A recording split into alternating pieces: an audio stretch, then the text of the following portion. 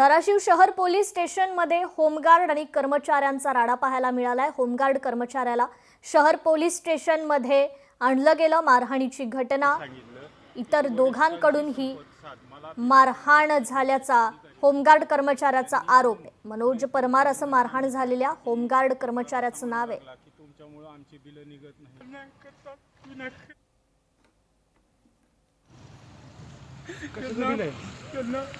ड्युटीच्या संदर्भातची बिलं आहेत, आमचे होमगार्डचे बिलं आहेत।